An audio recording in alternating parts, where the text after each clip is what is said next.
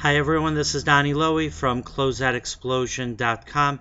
I have a wholesale business in New York. Today I'd like to give you a brief overview of the type of wholesale clothing that is sold to Africa. Now you have two main categories. You have new clothing and used clothing. While my business only focuses on new clothing, I do know that there's a large market for used clothing in Africa.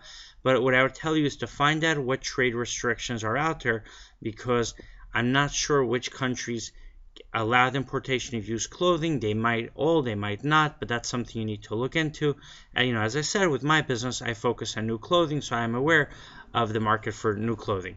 Now, I have seen used clothing being advertised for Africa. I've seen the clothing sold for as low as 10 cents to 20 cents a pound. I believe there's different grades. So if you do buy used clothing, make sure that you're familiar with the different grades, and so you know what it is that you can expect. And also, of course, you're going to make sure that you only buy spring and summer clothing.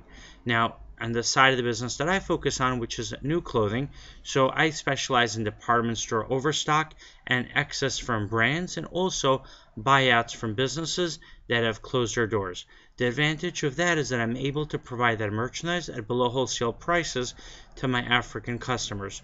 So for example, let's say I have a customer in Kenya and she wants 9 West, Calvin Klein, and Tahari dresses. And now the most she could sell those dresses, let's say, is from $50 to $100 a dress. If she was to buy them directly from the wholesaler, she might pay as much as $50 or $60 or $80 for the latest 9 West, Tahari, or Calvin Klein dress.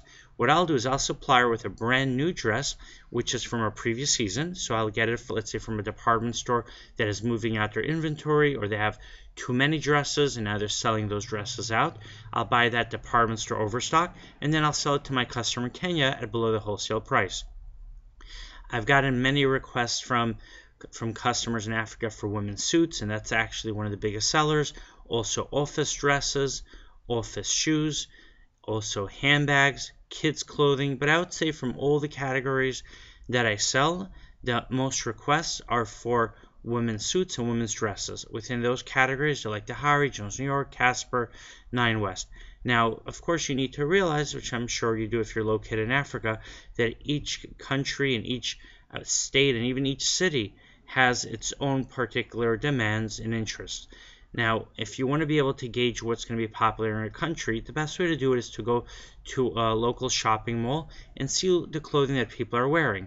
Look at the retailers that are doing really well and see what kind of clothing they buy. You might discover that while there's a very big demand for brand name clothing, there's also a big demand for clothing that's not brand name but is very stylish and fashionable. If that's the case, then you could come to warehouses like my warehouse in New York, or you can order online through my website, and you could also order brand name clothing, but you can also order clothing which is very fashionable but is made by either a private or a boutique label.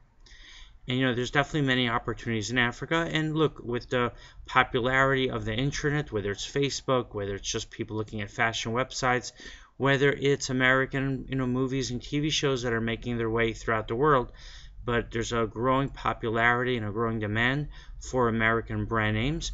So I would recommend to you that you should focus on those names. And one thing I would give you some advice is not to buy generic clothing that's made in China. I mean, you don't buy Chinese clothing, especially if it doesn't have a brand name, because you're going to be competing with the Chinese importers that are flooding Africa with their I would say their private label clothing. On the other hand, if you buy clothing which is made in China, but it's made specifically for the American market or for the European market, and the clothing is made at a higher quality level than the clothing that is made for the African market, then it might make sense for you to buy it and then to import it into Africa.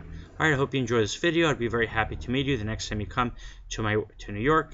You're welcome to visit my warehouse. My website is closeoutexplosion.com. Have a great day.